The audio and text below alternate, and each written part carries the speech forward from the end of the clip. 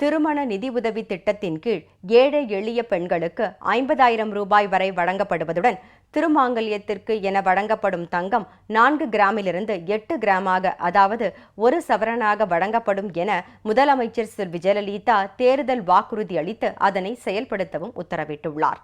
இதற்காக கோவையைச் சேர்ந்த பொற்கொள்ளர் ஒருவர் 8 கிராம் எடையில் 4 திருமாங்கல்யத்தை உருவாக்கி அதில் முதலமைச்சர் என பொறித்து நன்றி தெரிவித்துள்ளார்.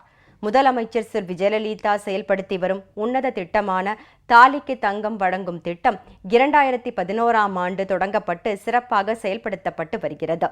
இதன் மூலம் ஏராளமான ஏழை எளிய பெண்கள் பயனடைந்துள்ளனர்.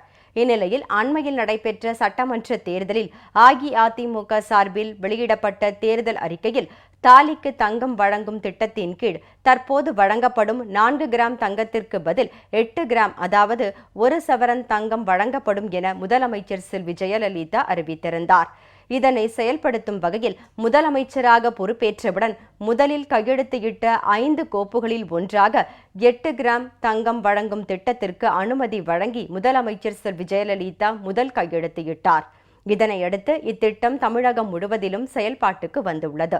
இதற்காக கோவையைச் சேர்ந்த பொற்கொள்ளர் திரு UMD ராஜா என்பவர் 8 கிராம் தங்கத்தில் 4 திருமாங்கல்யங்களை உருவாக்கியுள்ளார்.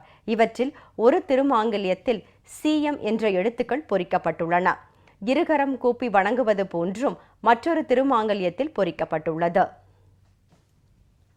நான் ஒரு நகை தொழிலாளி. நகை தொழிலில் பார்த்திங்கன்னா இந்த சிறிய மினியேச்சர் நகைகள்லாம் நான் நிறையா செஞ்சிட்ருக்கிறேன்.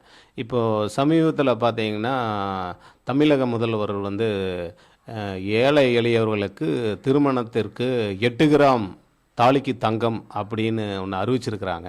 அதை கேட்கும்போது எங்களுக்கு ரொம்ப சந்தோஷமாக இருக்குது. அம்மா அவர்களுக்கு இந்த ஸ்கீமுக்கு நான் நன்றி தெரிவிக்கிற வகையில் ஒரு 8 கிராம் தங்கத்தில் 4 மாங்கல்யம் செஞ்சுருக்கிறேன். அதில் பார்த்திங்கன்னா அம்மாவுக்கு நன்றி வணக்கம், அந்த கையெடுத்து கும்புற எம்பளம் இதெல்லாம் வச்சு இந்த தாலியை ஒரு நன்றி கடனுக்காக நான் இதை தயார் பண்ணியிருக்கிறேன்.